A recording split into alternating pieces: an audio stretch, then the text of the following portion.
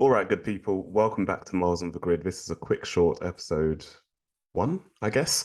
I've just got a couple of things to discuss. And there's three reasons why Daniel Ricciardo should stay in F1, and technically why he's still a much better driver than people give him credit for. One, he's a race winner. The dude has won 9 races, and often many of them haven't been coming from pole position. They haven't been coming from second of the grid. This is someone that overtakes for a living. This is someone called the honey badger for a reason, right? We understand that Daniel's been having a really tough time of it.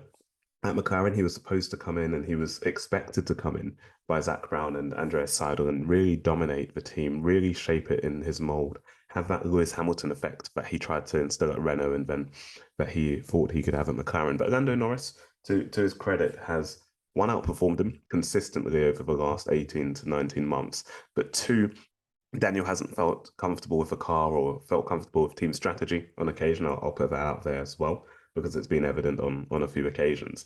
Two, Daniel Ricciardo brings a different personality to the F1 paddock that I think we're going to miss quite a bit when he retires or when he leaves the sport.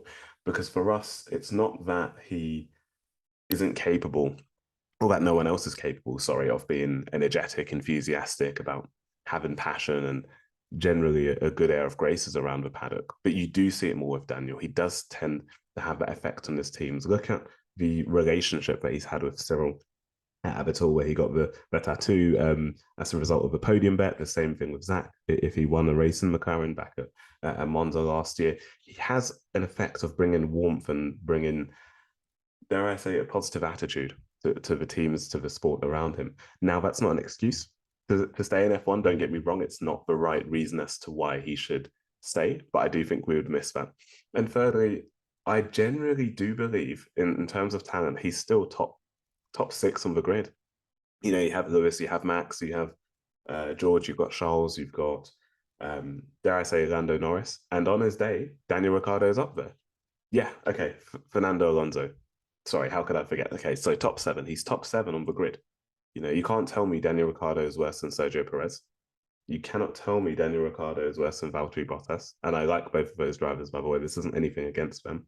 But in terms of pure ability and in terms of pure talent, Daniel Ricciardo is top seven on the grid, hands down. At one point, he was top three.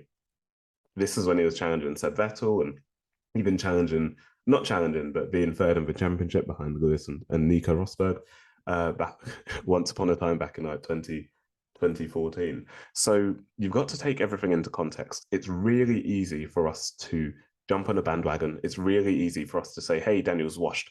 He's mid. He's overhyped. He's overpriced. You know, yes, he comes with a massive pay packet, and that's down to him, his managers, his negotiation teams, and how he's marketed himself. But if you look at his performances at Monaco, I believe going back to 2018, 2017 and 2018, you cannot tell me that was anything but pure brilliance. If you look at his Hungary win, if you look at his Monza win, yes, it was aided by the fact that Max and Lewis did crash, but there's an element of raw speed, talent, tenacity, and a feeling of being like, I've got this level of comfortability. That's the Daniel Ricciardo that we know. That's the Daniel Ricciardo that we want to see succeed in the sport. So whether he does go to somewhere like Haas or Williams, or whether he decides to take a different route and unfortunately leave F1, I do think we'll miss Daniel Ricciardo when he's gone. Not saying he should retire. I want him to stay. I think he's fantastic, but just putting my 2 pence out there. Anyway, have a great rest of the day, and I'll catch you guys soon. Bye.